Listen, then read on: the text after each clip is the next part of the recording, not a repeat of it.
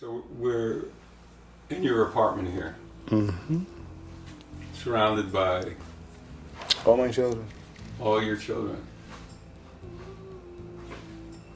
all my friends. Your extended family.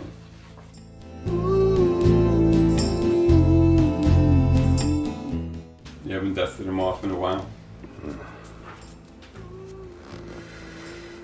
He's my mom's toy. This is the only thing I have that was hers.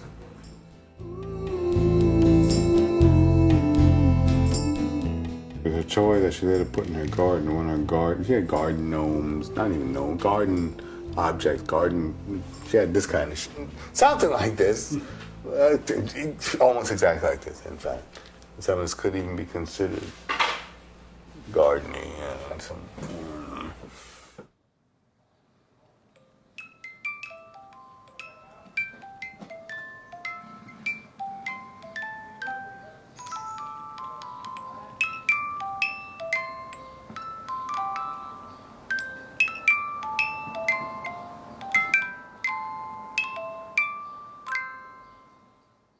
I've been doing little sculptures.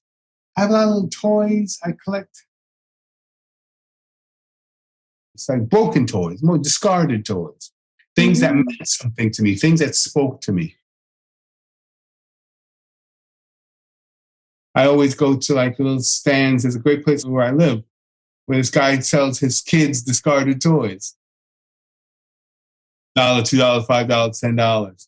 If it's good enough, $10. Yeah, I'll pick it up, you know. So I ended up over the years amassing a huge collection, and I realized it's time to kind of let them go. But what I do is I repurpose them.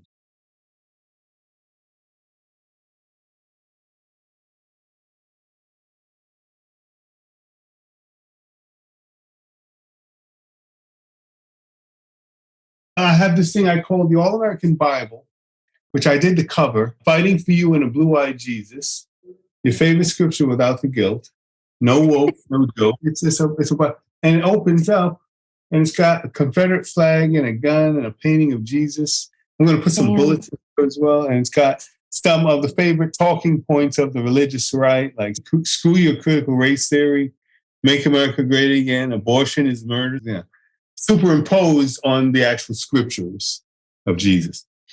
So how they hide behind, the flag, and how they hide behind the Bible with their bigotry. And so I've been doing a lot of dioramas and sculptures and going 3D with it.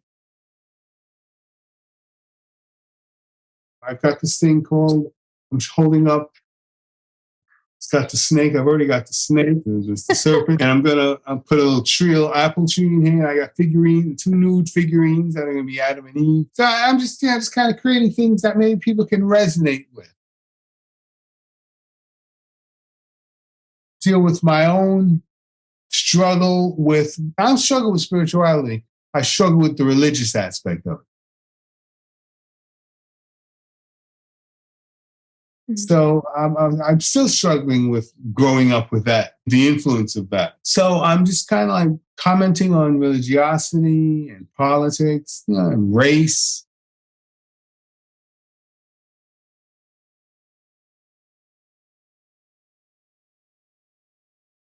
I'm sure I call this one Home Sweet Home. It's a little wooden house, house of cards. I put cards on the roof.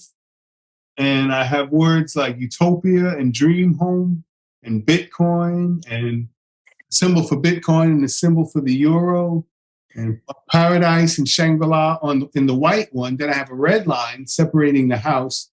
And I've got slum, projects, ghetto, hood on the black one.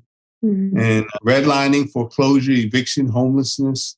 So it's the white fantasy of having a home and the black reality of having a home. I have little black figurines and white figurines. It's kind of like the disparities of home life. And I also comment, now it's not just like an indictment of white culture or white society, because I'm not like that. It's also how there's a red line for the blacks and the whites, but above the whites, depending on what class you're in, there's a red line for you too. You know, everyone's struggling. That's the point I'm trying to make. I want there to be inclusivity. I want there to be. I don't want to just like rail against or be an asshole. Because there are some artists. I mean, sometimes you go there when you do a piece, if it's a racial piece, but you want to be even-handed. You want to know that there's no devil. And if there is a devil, he's probably a billionaire somewhere pulling all the strings, making sure that the whites and the blacks fight, you know, because it's advantageous for them. Right. Well, I love that you're going 3D. That's amazing. It's great. It's great. But also at a size that's portable, that you can display. When you put the podium in, someone can walk around and give the 3D view. So you go 3D with it, you go all around. Yeah, I go in 3D with it. I came into the mental hospital, told out of my mind, and with no firm understanding of myself. And in those 18 to 20 years that I spent writing, making music, and painting, I learned to look at what I was creating and understand the struggles and the victories and the whole aspect of human life that I was going through, at least, through my work. I got to see myself through my work and understand myself.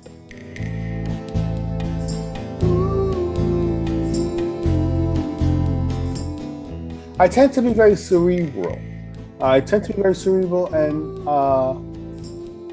but I also want to put heart in it because I've got a lot of things I care about. That's what I yearn for. That's what I think all artists strive for. And if they hit it at least a couple of times in their career, then they're lucky. So I consider myself a lucky guy.